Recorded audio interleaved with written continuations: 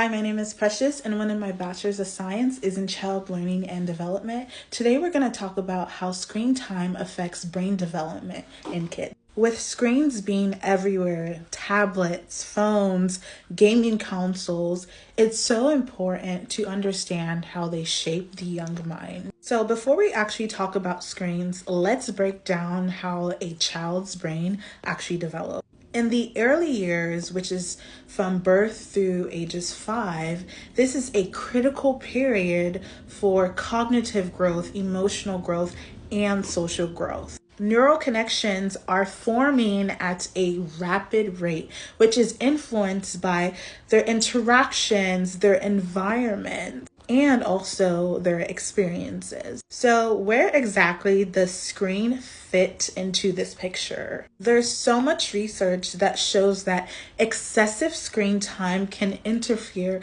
with developmental processes. The first one is delayed language development. In the brain, the Broca's area as well as the Wernicke's area is responsible for speech production as well as comprehension. Now, this is developed through interaction and communication. Now, in terms of communication, I'm talking about active conversation. When screen time replaces these real-world verbal exchanges, children may experience difficulties in expressive and receptive language skills, which can ultimately delay speech as well as literacy development. The second one is reduced attention span. The prefrontal cortex, which regulates attention and impulse control, is still developing in young children. Overstimulation from fast-paced digital content can impair sustained attention, which makes it a lot harder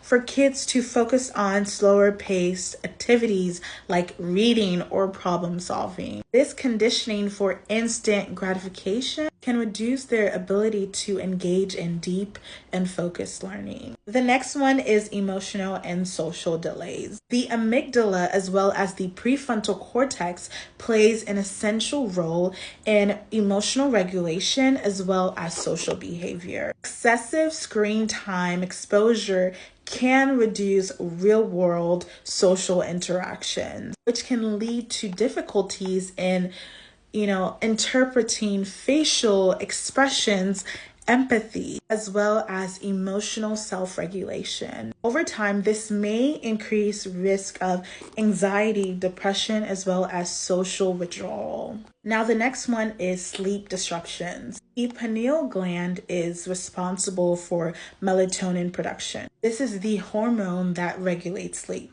Blue light from screens suppress melatonin, which makes it harder for children to fall asleep and for them to stay asleep. If you've watched my videos, you know how important sleep is. Poor sleep negatively impacts memory consolidation. It also negatively impacts emotional stability and overall cognitive performance. This can affect academic as well as social development. Now, are there any benefits to screen time? Not all screen time is bad.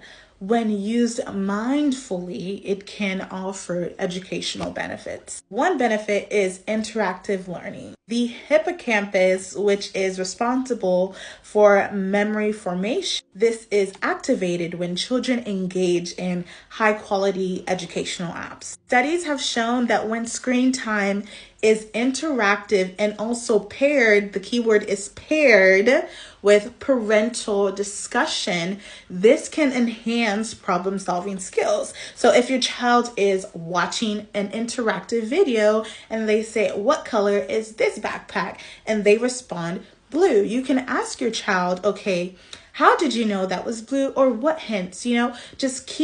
It doesn't matter what you're asking, just try to keep it focused on what they were just watching and make it a discussion that you're having with your child. The next one is connection with loved ones. Video calls can activate the mirror neuron system, which can help us understand emotional and social bonding. For children who have family members that are long distance, this can help that social and relational bond. With screen time, the key is balance and intentionality. It's so important to ensure that screen time complements rather than replaces real life experiences. So, what exactly is the right approach? Here are some science-backed strategies to create a healthy screen time routine. So, this is following the American Academy of Pediatric guidelines. For children younger than 18 months,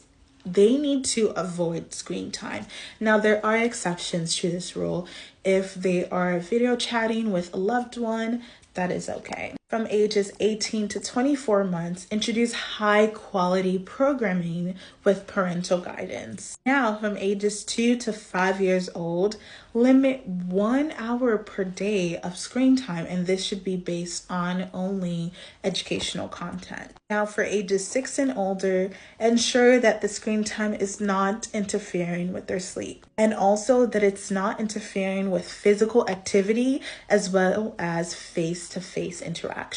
Now, I would recommend having screen-free zones. This can be during meal times, bedtimes, or family interactions. Limit screen time before bed, and also if your child is watching something, ensure that you're finding a way to discuss what they're watching with them. Technology is not going anywhere. However, how we use it is what matters. By setting healthy boundaries and being mindful of our screen time, we can support healthy brain development in kids. Let me know if you found this video helpful, and let me know if you have any questions, comments, or concerns. That is all for this video. Thank you for watching. Bye.